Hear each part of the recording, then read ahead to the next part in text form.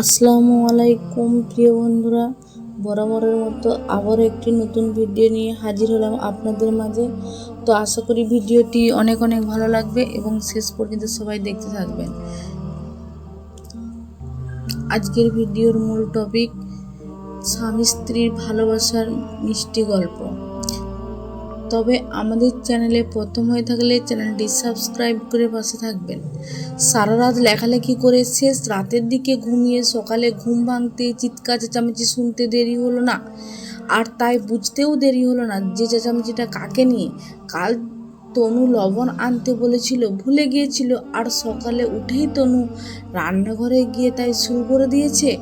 অভ্র বুঝে ওঠার আগেই তনুর হুঙ্কার, আচ্ছা কাল বাজারে গিয়েছিলেন আপনি? আপনাকে আমি কিছু আনতে বলেছিলাম, আপনার কি মনে আছে? মানে না। কি বলেন? আসলে আমার ভুল হয়ে গেছে। না না, আপনার ভুল হবে কেন? ভুল আমারই। আপনাকে বাজার পাঠিয়ে মস্ত বড় ভুল করেছি আমি। এরপর থেকে নিজেই বাজারে যাব আমি। আপনাকে দিয়ে কিচ্ছু হবে না। বেশ বুঝছি আমি। আসলে আমি দুঃখিত, ভুল করে ফেলেছি, আর হবে না। না ঠিক আছে, বেশ করেছেন। এখন লবণ ছাড়া নাস্তা করেন। আস্তে আস্তে হাত মুখ ধুয়ে নাস্তার টেবিলে বসলো। তনু লবণ নিয়ে এখনো বকাবকি করছেন, অথচ খেতে দিয়ে দেখলো সব ঠিকঠাক, লবণের পরিমাণও ঠিকই আছে। তাহলে অভ্র মুচকি হাসলো। খাওয়ার টেবিল থেকে উঠে রান্নাঘরে গিয়ে তনুকে পিছন থেকে জড়িয়ে ধরল। তনু হঠাৎ চুপ হয়ে যায়। অভ্র কানে কানে আস্তে আস্তে বলে, তুমি রাগ করো নাকি? আর এমনটা হবে না, আসো নাস্তা করবে। তুমি না খেলে আমি কি করে খাই বলো? রাগে অভিমানে ফুলে থাকা তনু অভ্রর দিকে তাকিয়ে বলে, থাক, আর প্রীত করতে হবে না। বুড়ো হয়েছ, তবুও তোমার ছেলে মানুষই গেল না। যাও, আসছি। অভ্র চলে আসলো খাওয়ার টেবিলে। তনুর ঠোঁটের কোণে কয়েক কোটি টাকার চেয়েও মিষ্টি মিষ্টি একটি হাসির শোভা পায়। বাকি রুটিগুলো সেকে খাওয়ার টেবিলে এসে দেখে অভ্র বসে আছে এখনো। আচ্ছা তুমি কি বলো তো, কখন নাস্তা দিয়ে গিয়েছি, খাওনি কেন? আজ অফিসে আবার দেরি হয়ে যাবে, তোমার জন্য অপেক্ষা করেছিলাম। বুঝেছি বুঝেছি, খুব বুঝেছি। আর বাম মারতে হবে না, নাও খাও। তনু আর অভ্র দুজনেই নাস্তা শেষ করে।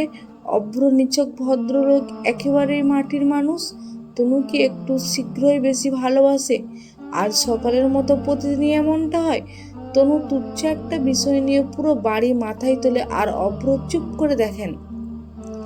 তনুর এমন কাণ্ড কারখানায় তার মজাই লাগে। অফিস শেষ করে অভ্র বাড়ি ফেরে।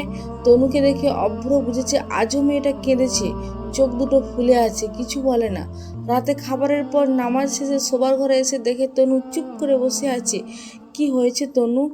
অনুর কথা ভাবছো? অনু নামটা শুনতেই অভ্রকে জড়িয়ে কেঁদে ওঠে। তনু আর অভ্রর একমাত্র মেয়ে অনু। আহ্লাদে মানুষ হলেও 8-10টা সাধারণ মেয়ের মতোই বড় হয়েছে। কদিন আগে অস্ট্রেলিয়া চলে গেছে তার খালার ওখানে। ওনাদের কোনো সন্তান হয় না কিনা, তাই মেয়ের কথায় বারবার মনে পড়ছে তনুর। অভ্র তনুর মাথায় হাত দিয়ে বলে, তনু আর কতদিন? অনু ফিরে আসবে। এভাবে মন খারাপ করে থাকলে কেমন লাগে বলো? তনু চোখ মুছতে থাকে। অভ্র হাতে একটা ছোট আইসক্রিমের বাক্স। তনু আইসক্রিম খুব পছন্দ করে, আর চকলেট ফ্লেভার তার সবচেয়ে প্রিয়। তনু অবাক হয়, তনু এটা কখন আনলে? অভ্র কিছু বলে না, মুচকি এসে বলে, অফিস থেকে ফিরছি তখনই দেখি রাস্তার পাশে আইসক্রিমের দোকান, ব্যাস চট করে নিয়ে নিলাম। পূর্ণিমার আলোতে তনু অভ্রর দিকে তাকিয়ে আছে, মায়াবী চোখ দুটি অশ্রু সিক্ত হয়ে ওঠে। ভালোবাসার সিক্ত হৃদয়ে তনু বলে, তুমি আমাকে এত ভালোবাসো? চলো ঘুমাবে, অনেক রাত হয়েছে। তনুকে ঘুম পাড়িয়ে রাত জাগা পাখি হয়ে অভ্র কলমের আঁচড় কেটে যায়। কাগজের গায়ে লেপ্টে থাকা কালি যে অব্যক্ত বাণী প্রকাশের ব্যর্থ প্রচেষ্টায় লিপ্ত, তা হয়তো তুমি বুঝবে না।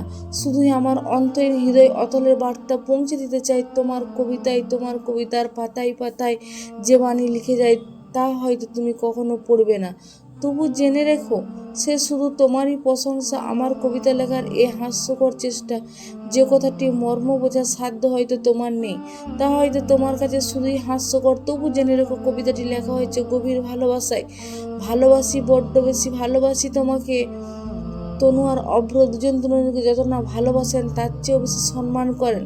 ভালোবাসার মাঝে বেঁচে থাকাই জীবনের সবচেয়ে বড় সার্থকতা। ভালোবাসুন প্রতিদিন, পদক্ষেপে আপন করে। আজকের ভিডিওটি এই পর্যন্তই শেষ করলাম। ভালো লাগলে পাশে থাকবেন। আসসালামু আলাইকুম।